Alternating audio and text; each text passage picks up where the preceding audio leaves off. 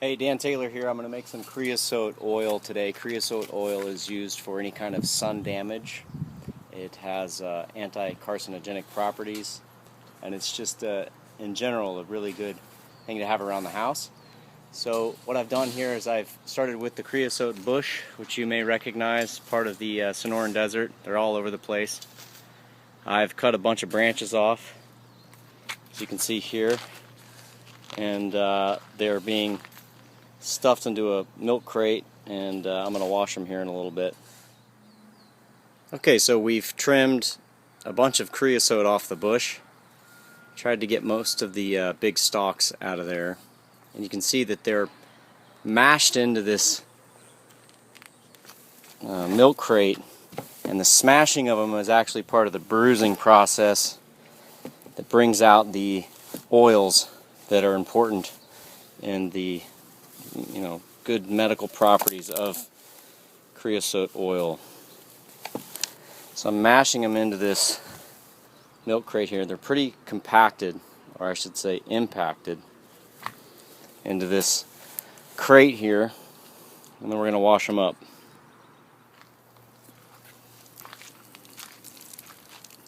Okay, here we are washing the creosote. It's too hot. The Water's a little hot.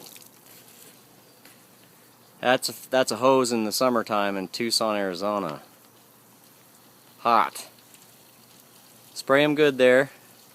I know, it's burning my fingers as I put it. Oh. It'll cool down in a second here. That's better. That's better. Alright, she's going to give it a good wash there. So, right now we are stripping the creosote branches after they are dried.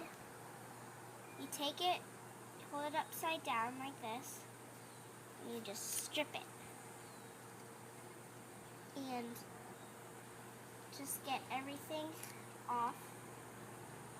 And when you get it wet, It's okay that they're a little bit wet, and then they have to dry. So the leaves themselves aren't dry, they're still sticky and fresh because we just clipped them off the bush, but the water from washing them has mostly dried. There's a little bit of water, but what Sienna's doing now is she's packing it in really tight. So these are mostly leaves and a little bit of stalks in there, but there's a lot in there, and we're just going to keep packing them as tight as we can into this mason jar. and it's okay if your hands get sticky, they will. That's right, they'll get stickies. And it'll come off when you dry it. But So we're going to... you wash it right away. That's right, they'll wash right off. And we're going to pack this jar full of creosote leaves Just to the very top. to the very top, and then we're going to pack it some more and pack it some more until we can't put a single leaf in there.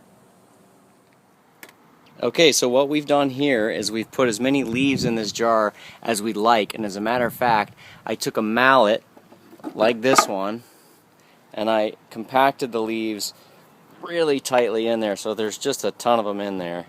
But we've left a little bit of space at the top here for oil to completely cover the leaves, because if the leaves stick up above the oil, then they're going to oxidize and it'll make the oil smell a little bit funky. If it happens, it's not the end of the world, but we try to cover all the leaves with oil. So Sienna's going to open up some oil there and just pour them over the top. This is grapeseed oil that we got at Trader Joe's. You can use olive oil, but grapeseed oil is really nice because it's very shelf stable, it does not oxidize very easily, and it's got a very neutral, almost non-existent smell to it. So grapeseed oil poured right on top of the creosote leaves. And we're going to continue to pour oil until it covers the very top. So we've completely covered the creosote leaves with oil.